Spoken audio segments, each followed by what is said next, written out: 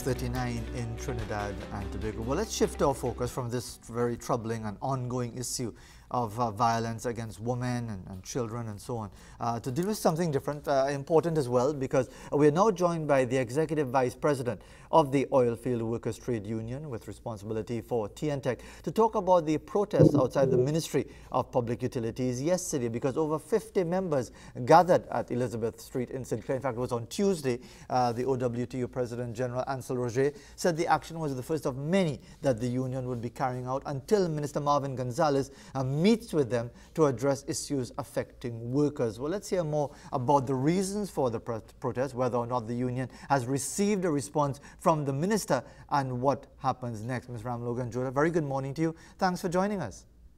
Hi, good morning to you, Fazeer. Thanks for having me here this morning. Right, and before you give us an update on exactly what would have transpired Tuesday and if there's been any response to that, the last time we spoke, and you can correct me if I'm wrong, you told me that there was no dialogue with the line minister since his appointment, following an introductory discussion and so on.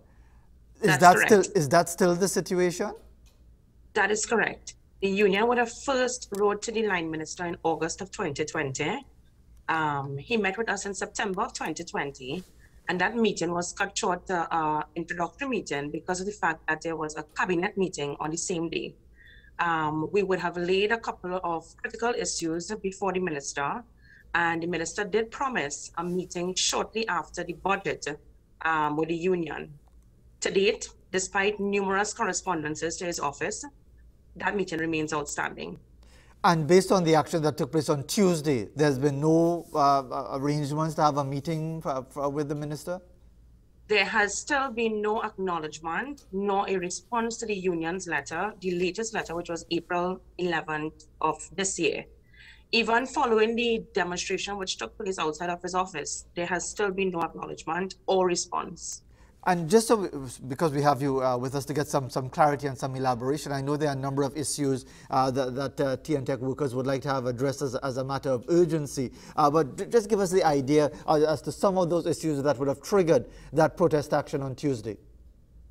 Sure.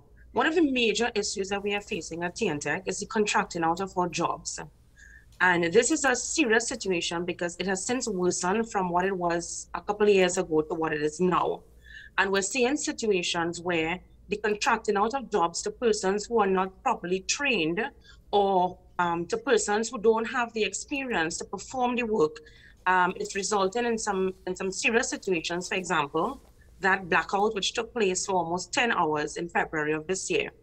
Another critical issue. Could I just interrupt you on that? Just remember the next point that you're going towards, because I have to ask you, Ms. Ramlogan Jodha, sometimes I wonder when I conduct these interviews, who is lying? Because both can't be saying the truth. Because I brought up this same point with the minister when we spoke a couple of days ago, and I said, how do you respond to the assertion by T&Tec employees that having been trained and at government expense for people to maintain these lines and so on, and that work is now being contracted out? He presented a totally different picture.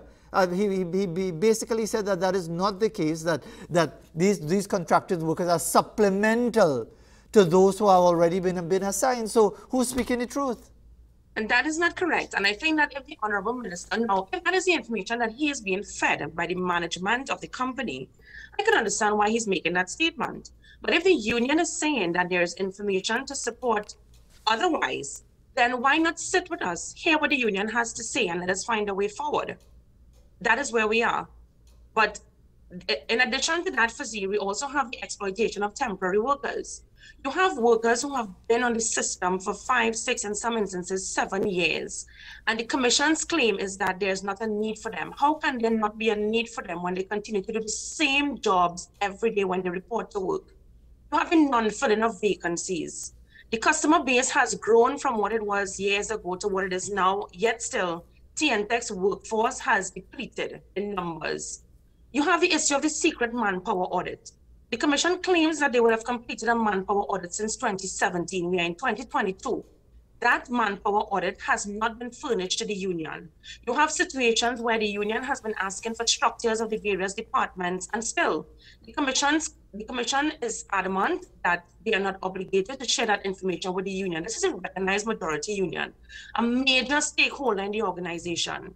Then, of course, you have nepotism, and that situation is resulting in the seeing where political appointed persons are being given privileges ahead of permanent workers in the organization, permanent workers who have been there for years. And obviously, I think what is resulting in all of this is the deteriorating relationship between the management at T&Tec as well as the union.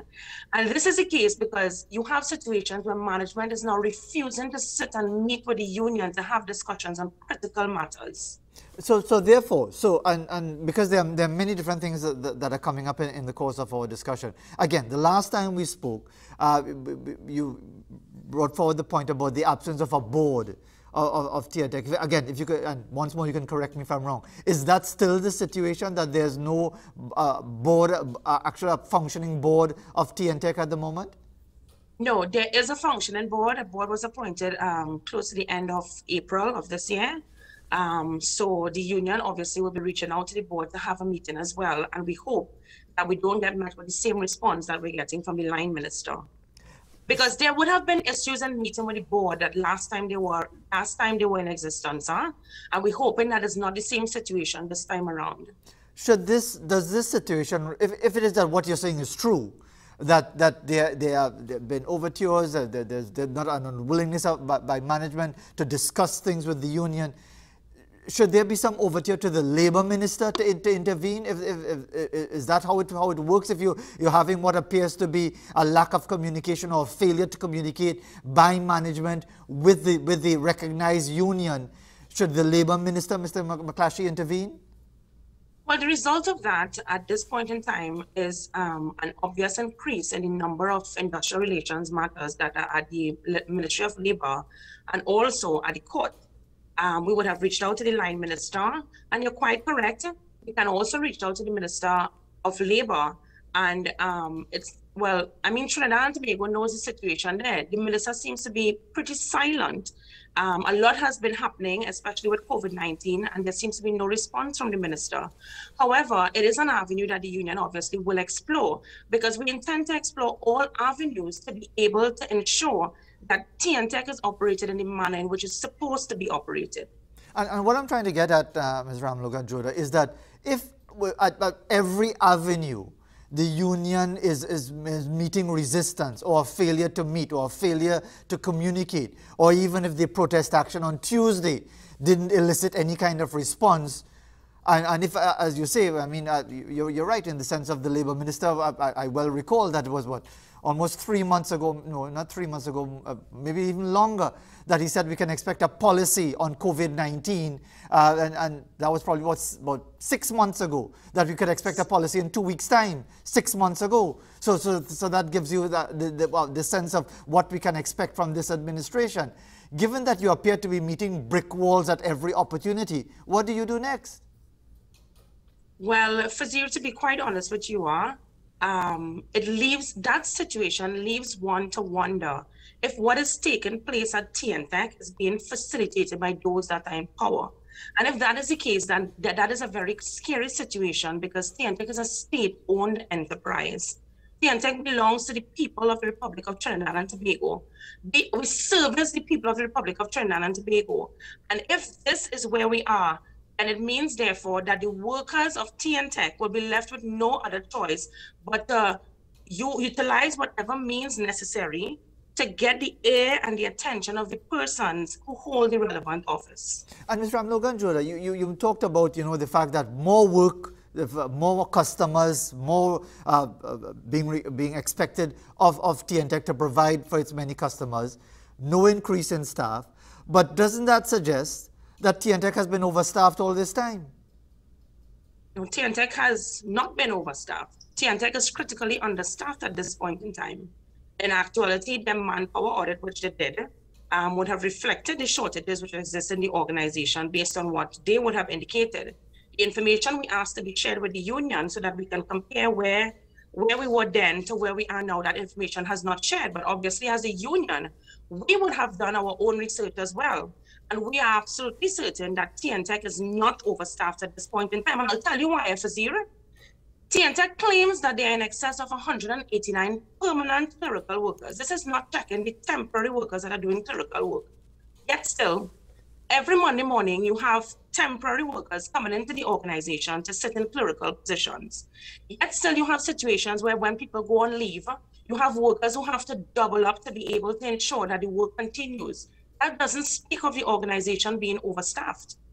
And given those realities, it may leave people to wonder, then what is the intent? What is the intent? Whether this is from a government directive, whether it's from the board itself, is the intent to run down T&Tec so that it will create enough public sympathy to allow for a mass overhaul and mass retrenchment? Is that the intention? Well, based on what is happening and based on the responses that the union have been getting from T&Tec, and not only T&Tec, but from the line minister, it leaves one to easily assume that that is a possibility.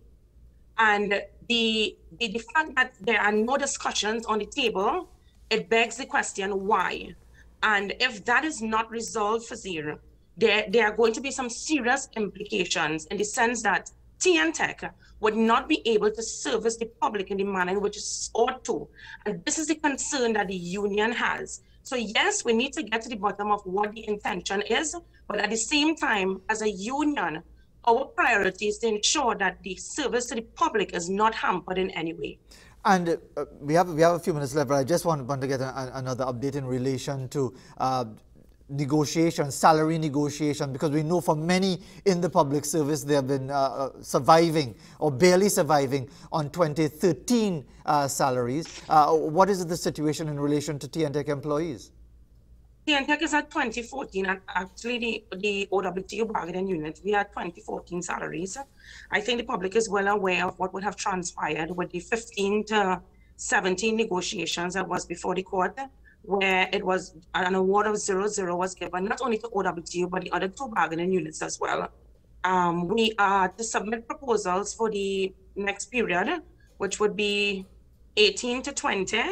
And we will see what will happen, because it has always been the custom of T&Tec not to make any proposals. They always counter propose, and that's at the level of the ministry or even the court.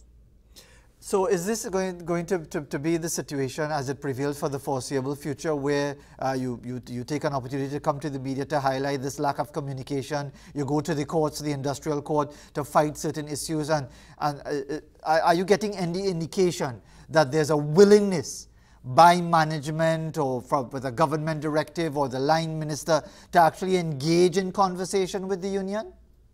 No, that is not the case at all.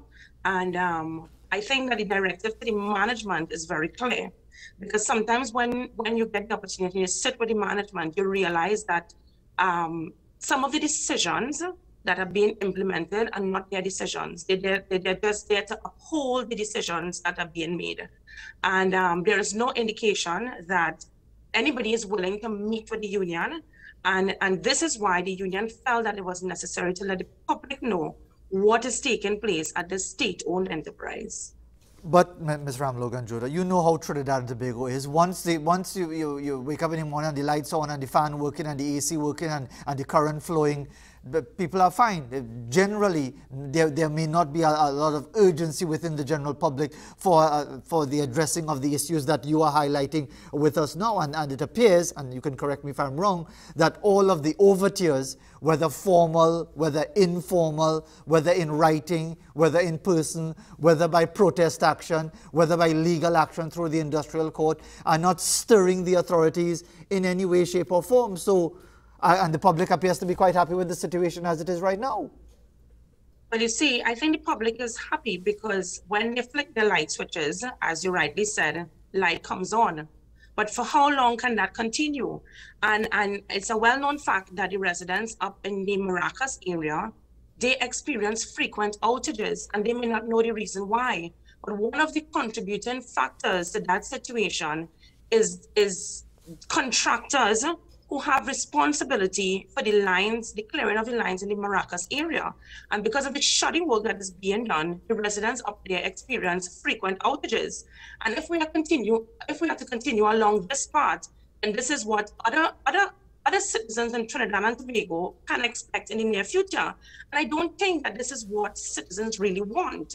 So they need to realize and make that connection between what is happening at T&Tec and how it can affect them in the long run. Well, you know, Ms. Ramlogan Jodha, that is going to lead to allegations of sabotage, because the sooner it starts to happen, that people are finding that current cutoff today, current cutoff next week, a current cutoff in a couple of days' time, that they say the union put in their employees to sabotage the system because nobody listening to them. Well, Fazeer, and the scary thing about that is this, and we would have seen it happen with the blackout on the 10th. The T&Tec and the union would usually form committees together to investigate certain incidents and accidents. And that situation, which occurred in February, the union did a secret investigation without any knowledge of the union. And it leaves one to wonder, as you rightly said, if these things start to happen, then is it that the commission is going to omit the union from these investigations so that it can have a particular outcome? But these are things that we are going to be monitoring very closely. And again, I will use this opportunity to say that our workers at T&Tec, our members, remain committed to the job, to the task at hand, which is to provide a reliable supply to the citizenry of this country. And just as a final word once again, what would help at this point would be at least some sort of communication from the line minister, Marvin Gonzalez, because you haven't had that meeting with him since that initial meeting that was cut short in September of 2020. Is that correct? That is correct. Reesa Ramlogan Jodha, Executive Vice President of Owtu with responsibility for T&Tec. Thank you very much for taking the time to be with us this morning. Pleasure. Indeed, it's good to get a different perspective, because you talk to Marvin Gonzalez, you hear one thing.